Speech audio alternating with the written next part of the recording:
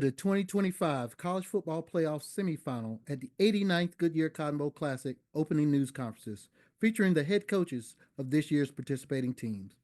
This news conference is featuring Steve Sarkisian of the fifth seeded Texas. I'm Scotty Rogers, Vice President of Communications for the Goodyear Cotton Bowl Classic, and I'll be your faceless moderator for today's media session. Coach Sark is appearing now. Ohio State head coach Ryan Day appeared earlier today. Coach Sarkisian will begin with an opening statement, then we'll go to questions. Please use the raise your hand function to indicate you want to ask a question. When you are called on for your question, please state your name and affiliation before asking your question. Coach, would you please start us off with an opening statement? Yeah, I'd just like to say, first of all, it's an honor to represent the Southeastern Conference in the Goodyear Cotton Bowl. This game has been one that notorious for great games, great teams over the years. Obviously, this being the semifinal game of the college football playoff, it's definitely an honor to be part of this. It's a heck of an opponent in Ohio State. The job that Coach Day has done with that team, their staff. They're playing really good football right now. We know it's going to be a heck of a challenge, but looking forward to the opportunity. Coach, your first question is going to come from Bill Rabinowitz. Bill, go ahead. Hi, Coach. I'm Bill Rabinowitz from the Columbus Dispatch. I'm sure you've taken note of Ohio State's fast starts against Tennessee and Oregon. Kind of what are your impressions of what you've seen from that, and kind of how daunting is that as a coach to know that the other team can do that? Well, I think it's probably credit to their coaching staff, first of all, game planning, putting together a nice plan on offense, defense, and special teams, instilling that plan to the players, and the players playing with confidence. I think that's the one thing that jumps out when you watch it is how confidently they're playing.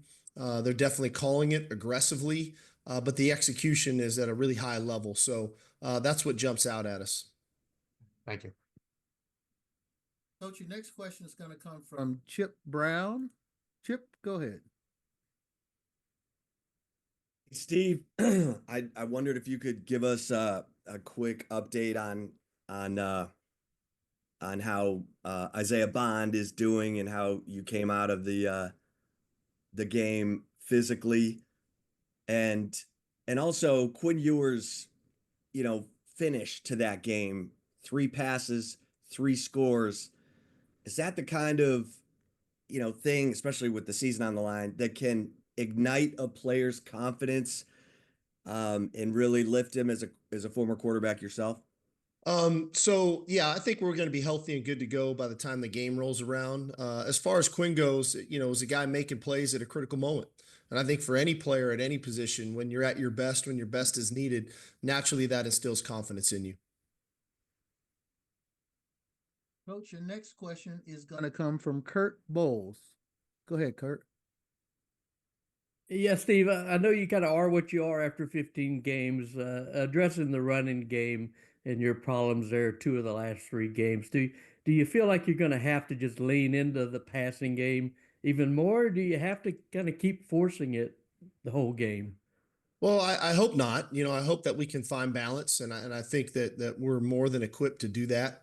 I think that, in really evaluating the last ball game was, man, we really couldn't get our backs free into the second level. I thought Arizona State did a nice job. I thought their safeties and their secondary tackled well and got us on the ground. And we didn't get a whole lot of reps to find the rhythm of it. And so everybody's kind of got to take some responsibility of that. But we're at our best when we can run it, and that gives us balance. And so I'm hard pressed not to just kind of walk away from it and abandon it. So we've got to do a great job as a staff of putting together a good plan and make sure that our players can execute it at a high level versus the myriad of looks, especially that Ohio State can give you. Coach, your next question is going to come from Cedric Golden. Go ahead. Hey, Steve. After losing to Georgia in the conference title game, you guys had to get right back at it. Was that an advantage for you to have to keep playing because the conference champions all went down and the seeding process is under fire? What's your take on that? Do you think they will tweak it? I don't know. I've referenced this before. my initial thought on all of this was similar to the NCAA basketball tournament that, if you win your conference championship, you get an automatic bid into the tournament, like they do in basketball.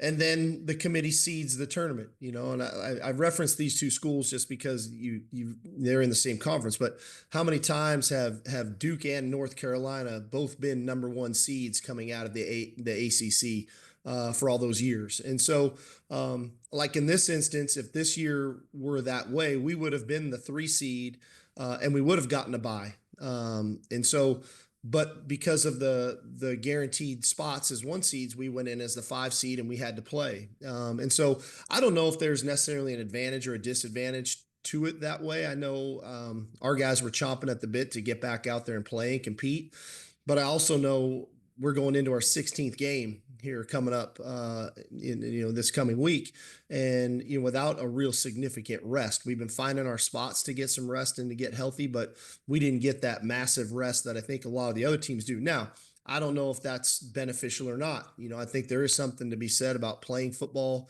consistently in rhythm and routine and so on and so forth. So I'm not sure I have a great answer for what is best, but what I do know, that would have been my one recommendation to the seeding process. Coach, your next question is going to come from Jeremiah Smith. Go ahead. Yeah, Coach, this is Jeremiah Smith, Patch Media. I not a spy for the Buckeyes, just similar name. But to your earlier point about Ohio's confidence, Will Howard looked incredibly comfortable against Oregon, just continuing to feed Jeremiah's momentum. What do you guys have to do to come in and disrupt that level of comfortability in the pocket? Well, I think we've got to be really good at the line of scrimmage against the run and the pass. That Ohio State's similar to us that way. When they have balance, they're very difficult. And so we've got to be good against the run. We got to try to, affect him in the pocket. And we need to disrupt timing in the back end. We need to disguise our coverage as well. We need to be sticky in coverage. We need to get hands on footballs. We need to make throwing lanes difficult. We need to get our hands up at the line of scrimmage. So there's a lot of factors to that. Not an easy task, I'll say that, but one that I think is going to be necessary if we want to be successful. Coach, your next question is going to come from Dan Hope. Go ahead, Dan. Hey, Steve, you guys, got Quinn from Ohio State 3 years ago. Just how have you seen Quinn just develop from the time he came to you guys from Ohio State to where he is now? Well, like anything, when he went to Ohio State early on, he should have still been a senior in high school, and when we got him back, he was still, in our eyes, a freshman at that time. And so there's been a lot of development, I would say physical development, but I would also probably say mental and emotional development to watch him grow into the leader that he's grown into for us. His ability to have the poise and composure he has, not only on the field, but off the field, to look into the face of adversity and come out on the other side of it time and time again, whether it be injuries, whatever that looks like, to be at his best when his best was needed. Similar to the Peach Bowl there at the end of the game and in overtime. So I think that's all from a seismic shift from maturity standpoint, like I said, physically and mentally. Your next question is going to come from Sam Kahn. Sam, go ahead. Hey, Steve, I wanted to ask you a little bit about the journey as far as where you guys have played this postseason. You guys started the SEC title in Atlanta. You had a home game. You returned to Atlanta for the quarters. You get to play in your home state for the semis and could, if you win, potentially go back to Atlanta. What have you thought about that path? And has there been a benefit to your team playing either in familiar surroundings or playing in the same place multiple times? I think it's been really fun. I'll be honest with you. I thought, in our first year in the SEC, to play in Mercedes-Benz Stadium for the SEC championship in Atlanta, I thought was an awesome experience for our guys. Coming back home and being part of the first round of the college football playoffs and having a home game, I thought was another really cool experience. The fact that we hosted one of the inaugural home games in the CFP was really cool. And then an opportunity to play in the Peach Bowl, an iconic bowl, and for us to win that and to be the first team to to win all the major bowls in that fashion. I thought was fantastic. But now to be in the semis and playing the Cotton Bowl in Dallas is huge. You know, we're going to need our fans. We're going to need our fan support. I need Longhorn Nation to show out in Arlington. We're going to need everything we got to try to win this game. You know, clearly we're massive underdogs. Nobody's going to give us a shot, so we're going to need all that we can to try to win this game. Our next question is going to come from Stephen Hawkins. Go ahead. Stephen Hawkins with the AP in Dallas. Will Howard, the last game he played at AT&T Stadium was Kansas State beating a TCU team that was undefeated. You saw a lot of him last year, obviously, and you've seen what he's done this year. What have you seen from Will Howard as you've watched him play and the challenge that he brings? Yeah, I would say the first thing is he's a much better athlete than people probably give him credit for. He snapped off about a 70-yard touchdown run against us a few years ago. So he has good speed. He's got great poise and composure in the pocket. You can tell he's very bright. You know, the system they ran at Kansas State put a lot on the quarterback, and knowing Coach Kelly and Coach Day and what they do. So him managing, you know, the offenses that way. So he's got intelligence, he's got athletic ability, and then his ability to throw a catchable ball. You know, I've seen that now for a few years. You know, he throws passes where they need to be thrown, and guys make plays for him. And his poise and composure in critical moments is something that has been very impressive as well. Coach, your next question is going to come from Corey Moats. Corey, go ahead. Hey, Coach, how you doing?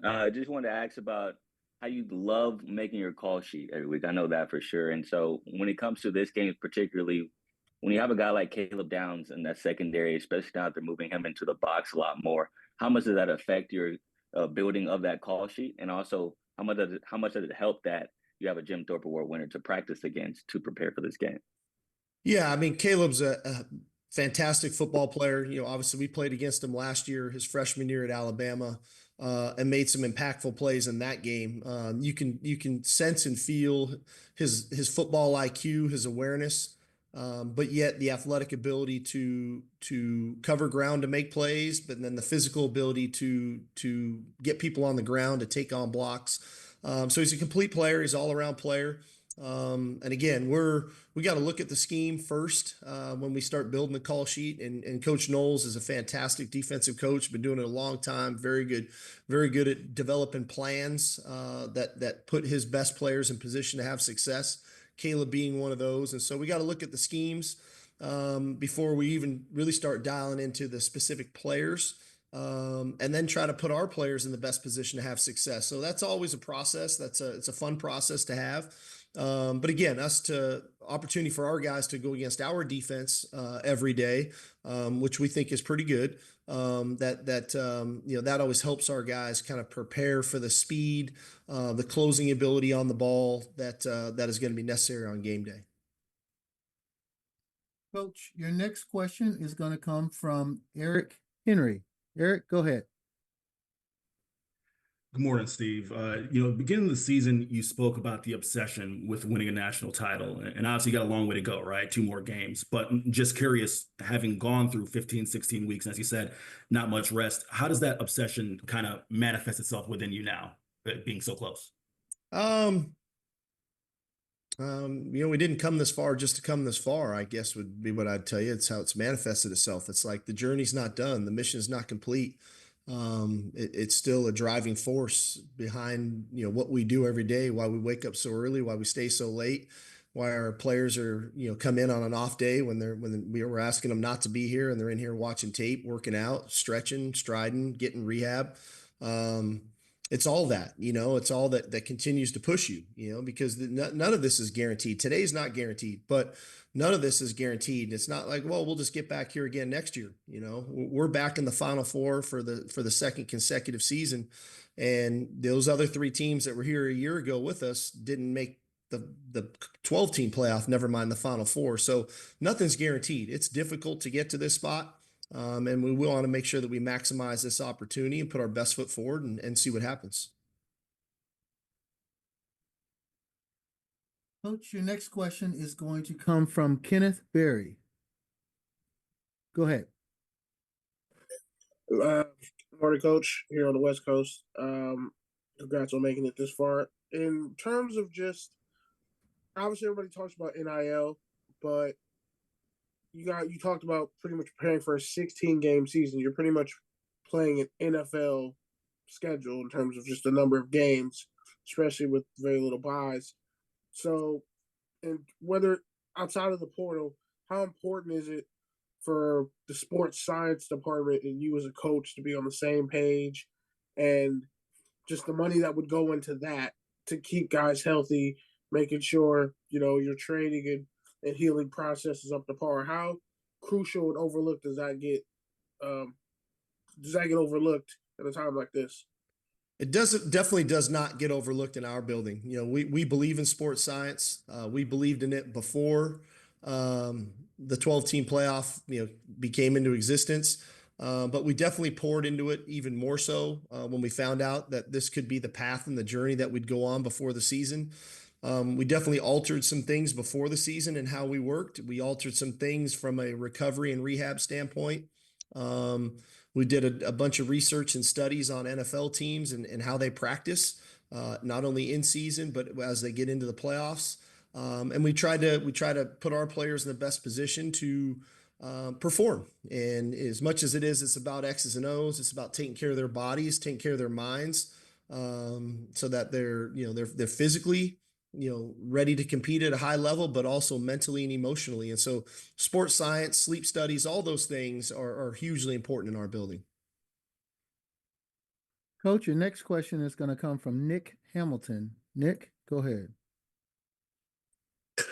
Hey, Coach. Nick Hamilton, Nightcast Media. I wanted to ask you, just from afar, being able to watch the wide receiver tandem at Ohio State of Emeka and Jeremiah Smith, and just how they've been able to change the course of games and the threats that they pose against opposing teams. Yeah, but they're both big physical players. They have length, they have speed, they have playmaking ability on the ball. They have really big catch radiuses. They've got the scheme to go with it, with Coach Kelly and Coach Day, and they've got a quarterback who delivers on the ball. So you add all that up, these guys are impactful players that are real issues, and we're gonna have a hard time guarding them. Coach, your next question is going to come from Joe Cook. Go ahead, Joe. Hey, Steve. I don't know how you view maybe the first round, but the Peach Bowl was the first time you, as a head coach, lifted up a bowl trophy in your program in 10 years. Do you allow yourself to reflect on that, or is there still just too far to go before you can start thinking about what that means for your career? No, I mean, we took a moment. We took a moment after the Clemson game and took a moment after the Peach Bowl. It's always probably a good thing when the confetti's falling on you and it's your colors, So, we try not to miss those things, as much as there's the big prize at the end that we're striving for. There's victories along the way, and those small victories need to be celebrated. And this by no means was a small victory, but you got to celebrate your victories as you navigate your way through it, because they're hard to get.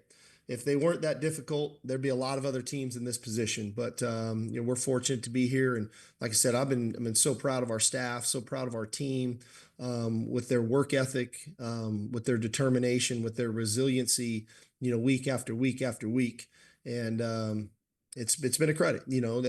Ourselves and Penn State are the only two teams now that actually played in a conference championship game and had to play a first round game. So we're the two that really haven't gotten any of the time off that Notre Dame and or Ohio State have gotten, and even those teams that got the first round bye. So we're just trying to take it all in stride and continue to move forward. But again, along the way, enjoy the victories as they come.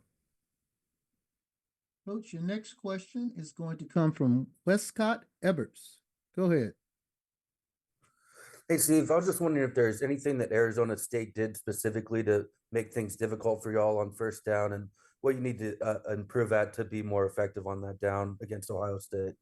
Well, I thought they were very active. I thought they did a good job of running their defense. I didn't think it was so much of that there was something new or different, but they executed. I thought they won some of their one-on-ones, which we got to improve upon that.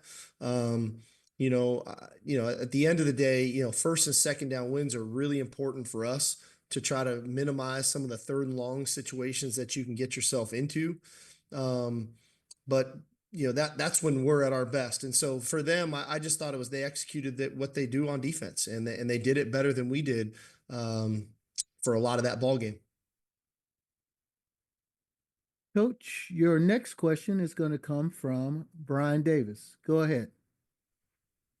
Hey, Steve, just wanted to ask you about the way you feel like the defense has answered the bell, multiple times here, in the postseason, all these situations they're getting put in. And I don't know if do you want to brag on Michael Taft or maybe defend him a little bit? Multiple games now, you guys have been laying some really hard licks that are not targeting. Is that a sign of how good, y'all are coaching them to maybe play the right way? Well, I think our defense has been tremendous all year. That was a hard game the other night. They played over 100 snaps, and it was an odd game. You think about, we really lost almost 3 full possessions on offense. Anytime you have a scoring return on special teams where we had a punt return for a touchdown, that would have been an offensive possession that we lost. Our first drive on offense, we scored in 2 plays. And then we have the safety in 1 play. And so we really lost 3 possessions that, unintentionally put our defense continually back on the field. I just thought originally, man, we weren't getting off the field. We were doing okay, especially in the first half of that game.